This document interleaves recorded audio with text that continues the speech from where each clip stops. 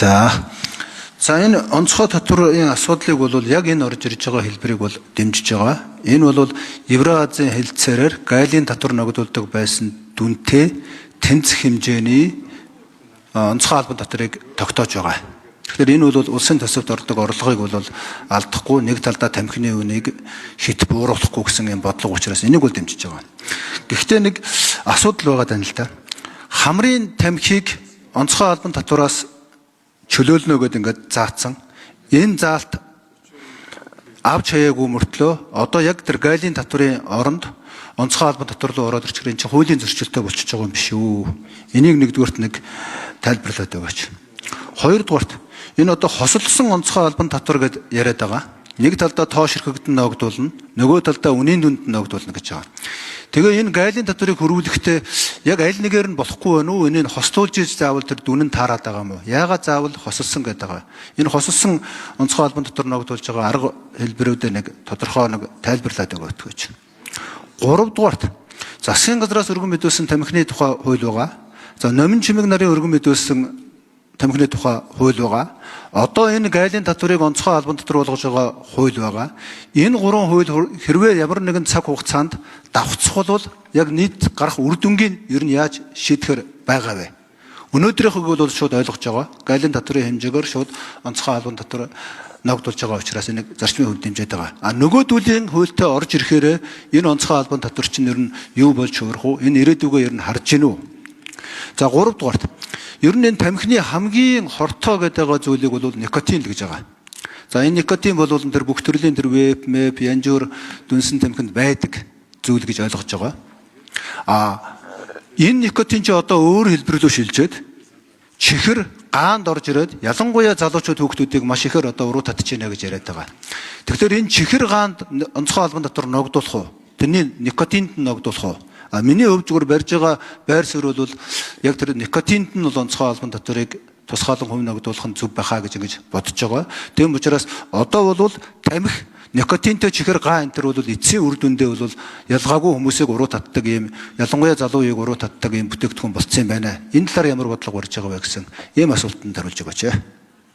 За минь цаахан сайд хариулъя. Төвшин гишүүний асуултанд хариулъя. Тэгэхээр энэ тамхины үед бол хамрын тамхины үед бол өмнө гайлын татвар нь 20% байсан. Онцгой албан татвар хамрын тамхинаас авахгүй гэдэг заалттай. Тэгэхээр энэнийг бид нар яаж оруулж иж гэнэ вэхээр гайлын татвар нэгэн тийм 5 улсаас Евразийн хэлцээрийн хүрээнд тэгэлжиж байгаа учраас гайлын татвараас авдагаас 20% нь онцгой албан татварт оруулаад таны хэлж байгаа тэр онцгой албан татварын өөрчлөлтийг хийгээ явна.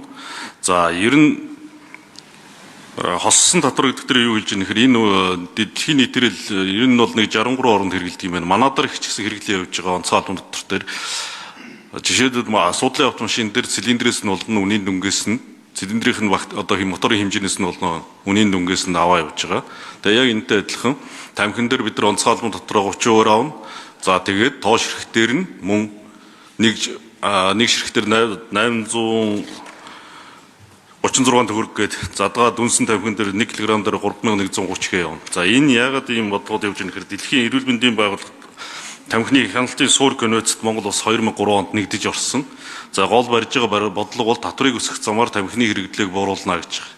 Тэр энэ бодлоготой уялдуулаад бид нар энэ татврынхаа тоо хэмжээг, хувь хэмжээг тогтоогоо явж байгаа. За номин чимэг гишүүний оруулж ирэх хууль бол бидний энэ оруулж ирж байгаа онцгой албан татврын 30% хүндэхгүй зөвхөн тоо ширхтээр орж ирэх өөрчлөлт орж ирнэ. Тэгэхээр бид нар одоо тэр хууль хизээ утгахыг одоо хилцүүлгийн явцад их урж идэх учраас тэрнээс өмнө яаралтаагаар одоо явж байгаа татврынхаа зохицуултыг төсвийн орлогот нөлөөлөхгүй мөн одоо татврын бодлогоор бизнес эрхлэгчид давуу тал олохгүй өмнөх татврын хувь хэмжээгээ хадгалах зорилгоор оруулж ирж байгаа. Тэр нөгөө бохны асуудлаар ажлын хэсэг нэмээд хариулж байгаа. Чимцэрэн дараах. За ажлын хэсэг. 4 дугаартай энэ дэр. Төвшин гишүүний асуултанд хариулъя. Сангийн яам дотрын бодлон газар Чимэд Сүрэн.